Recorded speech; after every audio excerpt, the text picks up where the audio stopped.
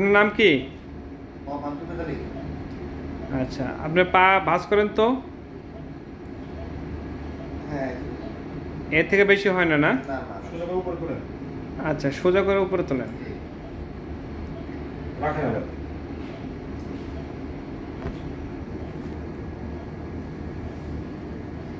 5 degree flexion can be possible, hardly.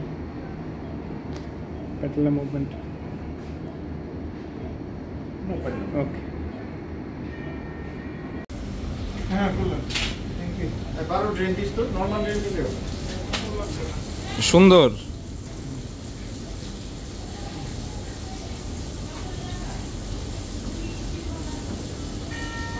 এত দুটো হবে